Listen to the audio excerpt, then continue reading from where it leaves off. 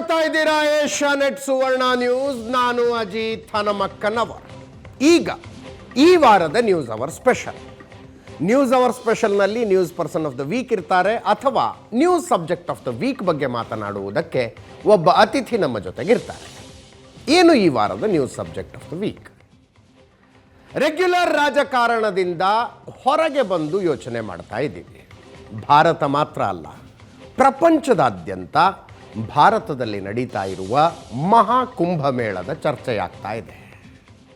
ಪ್ರಪಂಚದಲ್ಲೇ ಅತಿ ದೊಡ್ಡ ಮನುಷ್ಯ ಸಂಗಮ ಅಂತಾಗೋದು ಕೇವಲ ಧಾರ್ಮಿಕ ಅಲ್ಲ, ಒಟ್ಟಾರೆಯಾಗಿ ಮನುಷ್ಯ ಸಂಗಮ ಅಂತಾಗೋದು ಮಹಾಕುಂಭಮೇಳದಲ್ಲಿ. ಇದರ ಬಗ್ಗೆ ಸಮಾಜದಲ್ಲಿ ಹಲವು ರೀತಿಯ ಪ್ರಶ್ನೆಗಳು, ಒಂದಷ್ಟು ಕೊಂಕುಗಳು. ಈ ಎಲ್ಲ ವಿಷಯದ ಬಗ್ಗೆ ಮಾತನಾಡಬೇಕು ಅಂತ ಒಬ್ಬ ಅತಿಥಿ ಬೇಕು ಅಂದಾಗ ನಮಗೆ ಹೊಳೆದ ಏಕೈಕ ಹೆಸರು ರಾಮಕೃಷ್ಣಾಶ್ರಮದ ನಿರ್ಭಯಾನಂದ ಸರಸ್ವತಿ ಸ್ವಾಮೀಜಿಗಳು.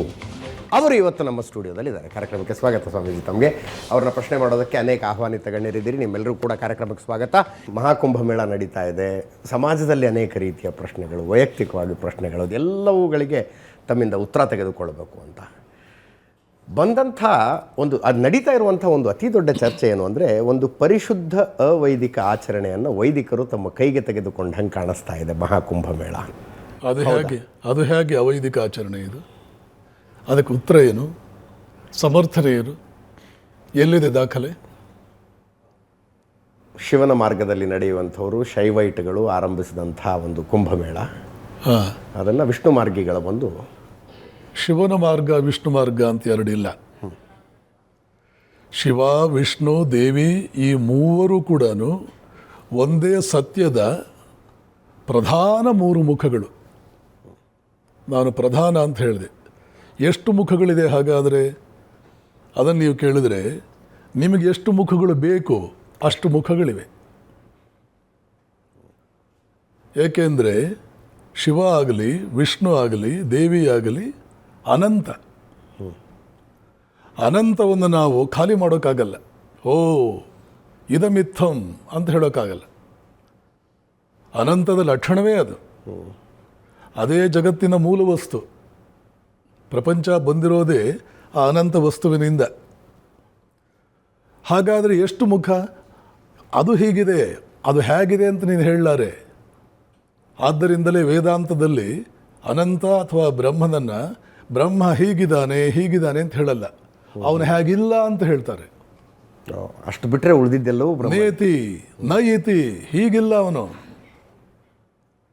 ಹಾಗಾದರೆ ಹೇಗಿದ್ದಾನೆ ಹೇಳೋಕ್ಕಾಗಲ್ಲ, ಅದು ಅನುಭವಿಸಬೇಕು. ಅವಾಂಗ್ಮನಸ ಗೋಚರಂ, ವಾಕು ಮನಸ್ಸುಗಳಿಗೆ ಅಗೋಚರ. ಶಾಂತ ವಸ್ತು ಅನಂತ ವಸ್ತುವನ್ನು ಹಿಡಿಯಲಾರದು, ಮನಸ್ಸು ಶಾಂತ ವಸ್ತು, ಬ್ರಹ್ಮ ಅನಂತ ವಸ್ತು.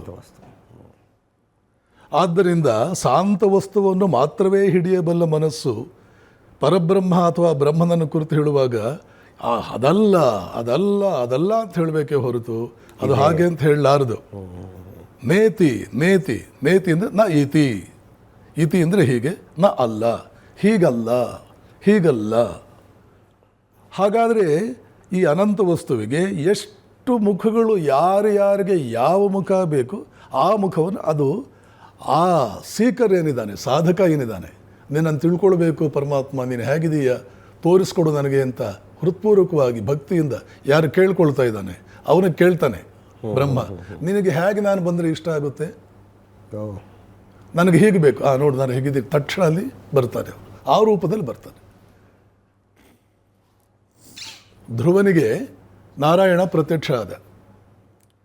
ಧ್ರುವ ಹಾಗೇ ನೋಡ್ತಾ ಇದ್ದಾನೆ ಅವನನ್ನು. ಇಷ್ಟು ದಿನ ತಪಸ್ಸು ಮಾಡಿದ್ದಾನೆ, ಹಂಬಲಿಸಿದ್ದಾನೆ, ನಾರಾಯಣ ಬಂದಿದ್ದಾನೆ. ಏನಾದರೂ ಮುಖದಲ್ಲಿ ಒಂದು ಖುಷಿ, ನಾರಾಯಣ ಕೃಪೆ ಮಾಡಿದೆಯಲ್ಲ ಅಂತ ಒಂದು ಭಾವನೆಯ ವ್ಯಕ್ತತೆ ಏನಾದರೂ ಬೇಕಲ್ಲ.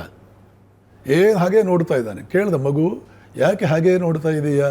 ಆವಾಗ ಮಗು ಅಲ್ಲ, ಅವನು ಪುಟ್ಟ ಹುಡುಗ. ಧ್ರುವ ಹೇಳ್ತಾನೆ, ಇಷ್ಟು ಗಾಳಿ ಬೀಸ್ತಾ ಇದೆ, ನಿನ್ನ ಕರ್ಣಕುಂಡಲ ಯಾಕೆ ಅಲಗಾಡ್ತಾ ಇಲ್ಲ? ಆವಾಗ ನಾರಾಯಣ ಹೇಳ್ತಾನೆ, ನೀನು ಆಸೆ ಪಟ್ಟರೆ ಅದನ್ನು ಅಲಗಾಡಿಸ್ತೇನೆ. ಅದರ ಅರ್ಥ ಏನು? ನಿನಗೆ ಬೇಕಾದ ರೀತಿಯಲ್ಲಿ ನಾನಿರ್ತೇನೆ. ಸೊ ವಿಗ್ರಹಾರಾಧನೆಯ ರಹಸ್ಯ ಅದರಂಥ ಸೈಂಟಿಫಿಕ್ ಯಾವುದೂ ಇಲ್ಲ.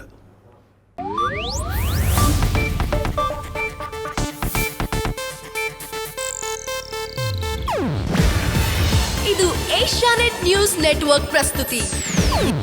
ನೀವು ನೋಡ್ತಿದ್ದೀರಾ ಏಷ್ಯಾನೆಟ್ ಸುವರ್ಣ ನ್ಯೂಸ್.